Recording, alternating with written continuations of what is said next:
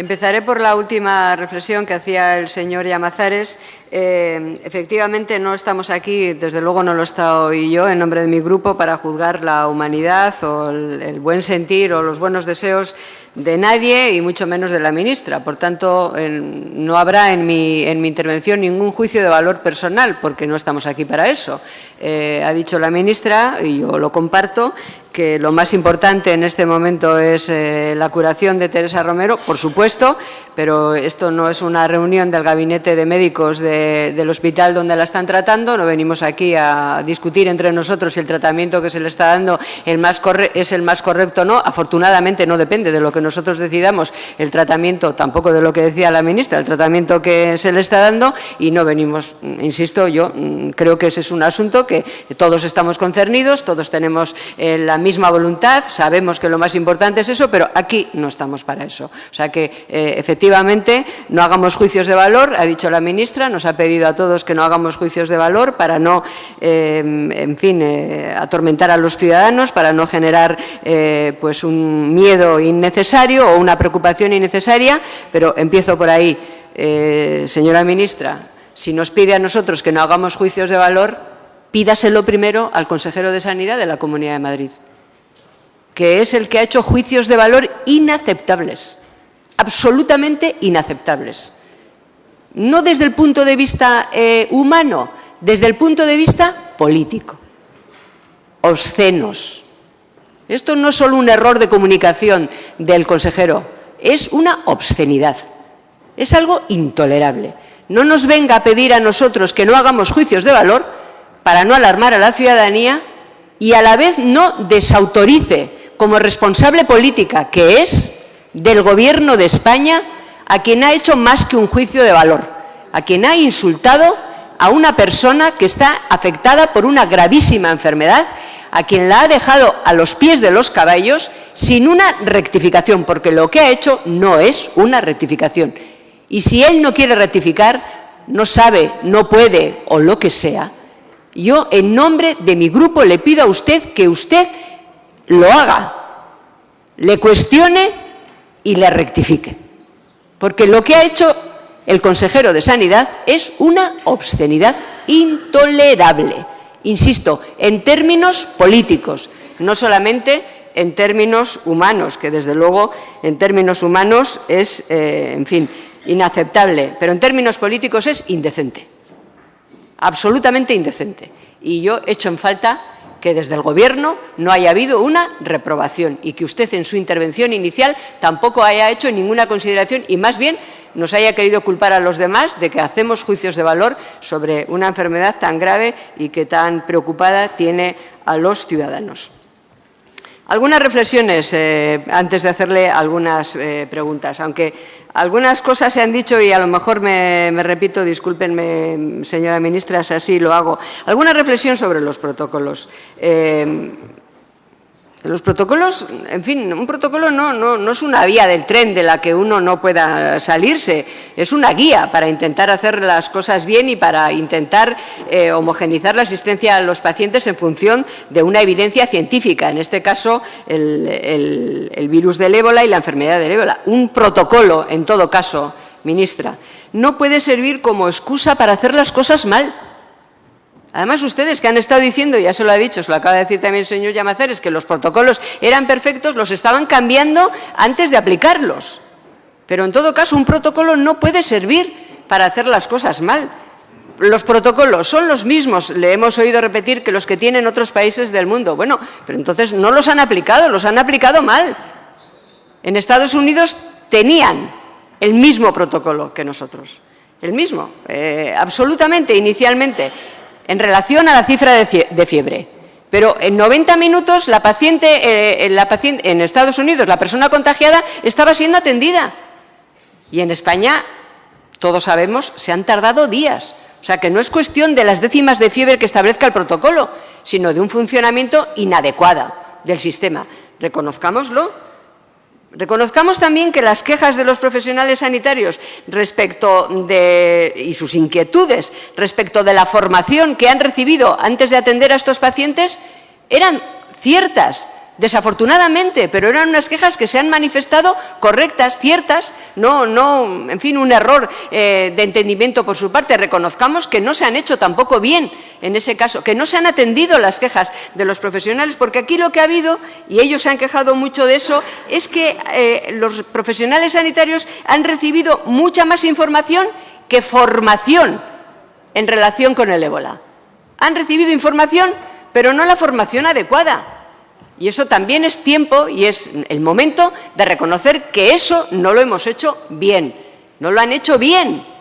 Reconozcámoslo. Y que ahí está probablemente,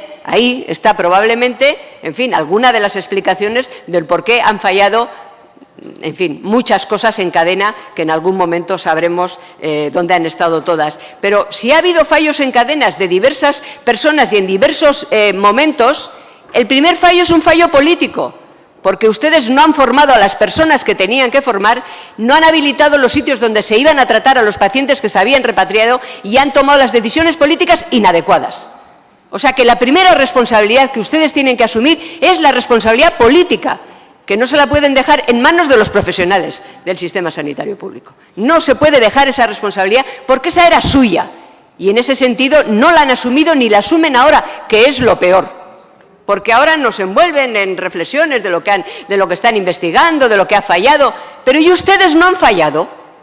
Sus decisiones políticas, las que tomaron desde el inicio, ¿es que han sido correctas?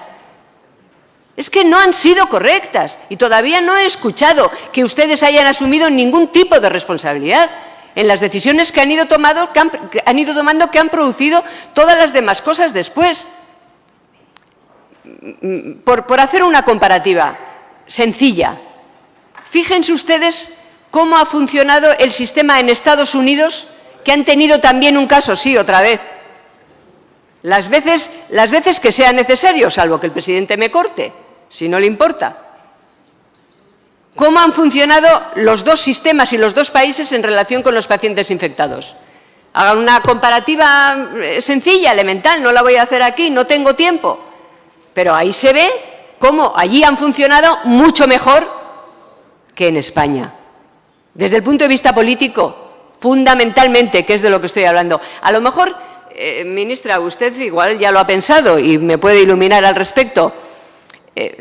¿Cómo explica usted, por ejemplo, cómo se explica que en este momento, esta misma tarde, el presidente Obama haya convocado una videoconferencia para hablar con los responsables sobre esta cuestión, para hablar con los responsables europeos de sanidad, y en esa videoconferencia hayan llamado a Alemania, Francia, al Reino Unido e Italia, y a España, que es el único país europeo donde se ha detectado un caso de ébola, ni está ni se le espera. ¿Se lo explica usted de alguna manera?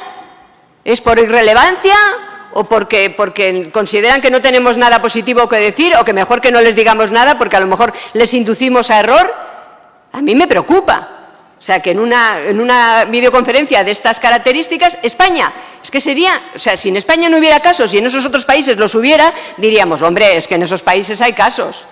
Pero aquí es que como no hay ninguno, un país como España que tiene además un buen sistema público de salud y muy buenos profesionales, pero como no está llamando a los médicos, el Gobierno, sino que está llamando a los gobiernos, por eso no nos llama. Eso lo entiende cualquiera. No le interesa lo que le diga el Gobierno y eso, vamos, en fin, es un elemento para esta portavoz de preocupación, porque nos califica. ¿Alguna otra reflexión previa en la que a lo mejor no coincido con alguna que se ha hecho? Antes de pasar a hacerle las preguntas que tenga tiempo para hacer, no se preocupe, presidente, cuando vea que el rojo se mantiene, pues yo, en fin, me limitaré y seguiré en todo caso después. Hay una cuestión básica en las estrategias de prevención y control de enfermedades infecciosas, que es el actuar a los 3 niveles de la cadena epidemiológica: la fuente, el mecanismo de transmisión y el huésped. Si este concepto lo aplicamos globalmente al problema actual, la fuente de infección está en África, el mecanismo de transmisión a otros países serían los viajeros o el comercio, y los huéspedes, en este caso también el haber traído a los pacientes, y los huéspedes, a pacientes infectados, serían el resto de los países, ¿no?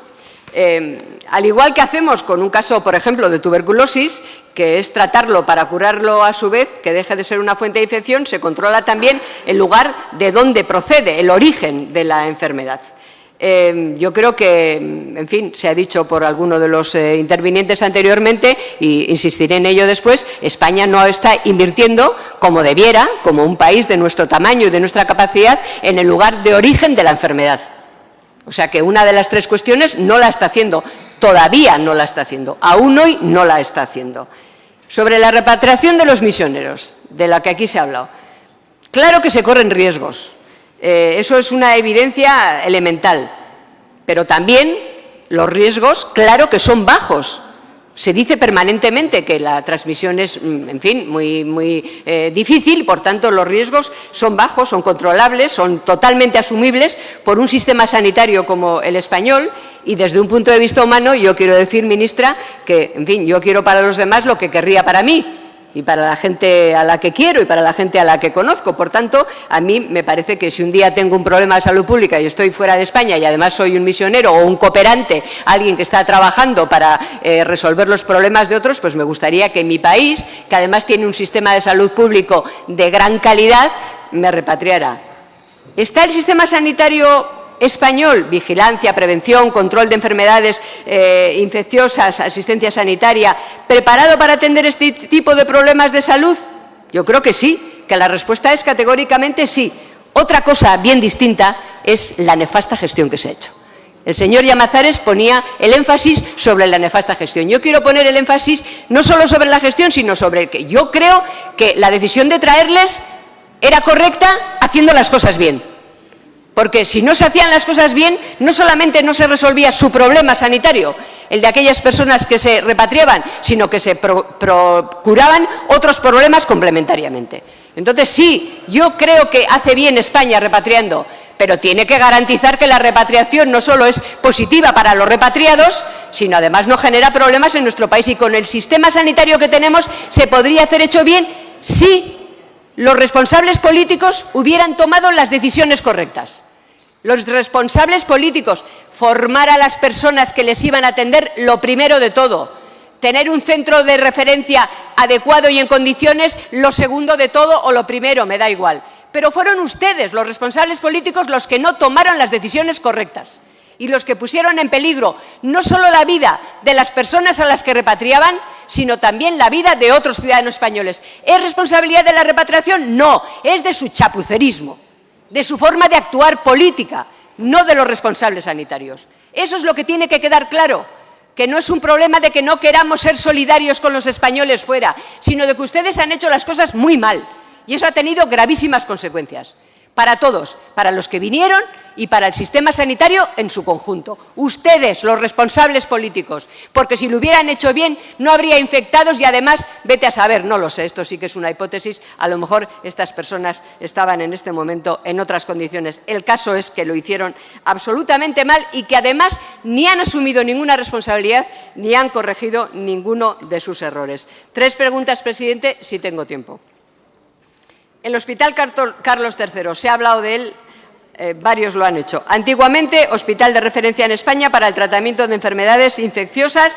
Fruto de los recortes, se decidió transformarlo hace 2 años en lo que era un hospital de media y larga estancia. Pero, a pesar de todo, se decidió ubicar ahí a esas personas con esta gravísima enfermedad. Dígame, señora ministra, dígamelo, a ver si puede decírmelo honestamente, ¿estaba el Hospital Carlos III mejor preparado para tratar a pacientes del ébola en el 2014 que en el 2011? No, ¿verdad? ¿Y por qué los llevaron ahí? Para que la gente lo entienda, o por lo menos para que esta portavoz lo entienda. No estaba mejor preparado, había sido ese hospital, pero ya no estaba preparado, lo estaban desmantelando. ¿Por qué los llevaron ahí? La segunda cuestión.